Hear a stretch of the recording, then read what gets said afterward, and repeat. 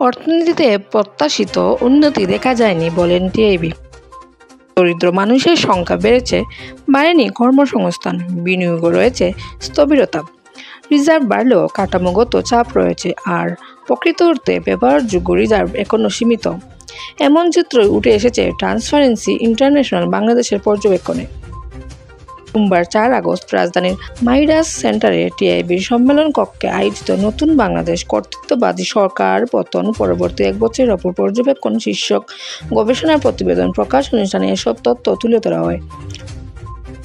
অর্থনৈতিক খাতে কাঙ্ক্ষিত স্বস্তি নেই উল্লেখ করে সংস্থাটি বলেছে, ব্যাংক খাত সংস্কারে কমিশন গঠনের দাবি থাকলেও এতে কোনো অগ্রগতি হয়নি। রাজস্ব ঘাটতি এবং ঋণখেলাপি পরিস্থিতি আশঙ্কাজনক। এমনকি কোনো মাসেই রাজস্ব আদায় লক্ষ্যমাত্রা পূরণ হয়নি। আমদানি শুল্ক, মূল্য সংযোজন কর ও আয়করের 3 খাতে লক্ষ্য অর্জন ব্যর্থ হয়েছে।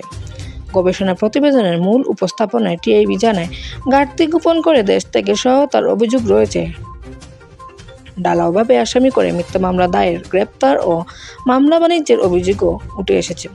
এমনকি গ্রেপ্তারকৃতরা আদালতের ভেতরে হামলার শিকার হয়েছেন।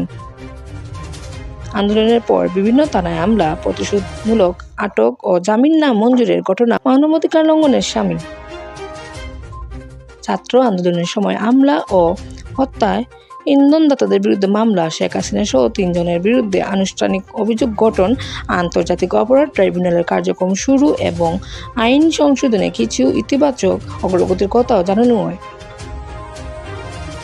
এ সময়ের মধ্যে 50টি আইন প্রণয়ন হলেও শুধু নাম পরিবর্তনের জন্য 13টি অধ্যাদেশ জারি হয়েছে বলে উল্লেখ করা হয়। গুম সংক্রান্ত রিপোর্ট ও যাচাই বাছাই শেষ হলেও বিচার প্রক্রিয়ার ধীরগতি এবং আইন শৃঙ্খলা রক্ষাকারী সংস্থার বিরুদ্ধে আলামত নষ্টের অভিযোগও রয়েছে পর্যবেক্ষণে। বিচার সংস্কার ও নির্বাচন নিয়ে কোনো রুডম্যাপ শুরুতে না থাকার কারণে রাজনৈতিক অস্থিরতার কারণ পরবর্তীতে ফেব্রুয়ারিতে নির্বাচনের সিদ্ধান্ত ইতিবাচক উল্লেখ করে টিআইবি জানায়। তবে মব জাস্টিস বা গণপিটুনিতে মৃত্যু আশঙ্কাজনক হারে বৃদ্ধি এবং প্রধান উপদেষ্টার প্রেস সচিবের মবকে ক্ষুব্ধ মানুষের প্রেশার গ্রুপ হিসেবে অভিহিত করা আইন শৃঙ্খলার বড় ঘাটতি।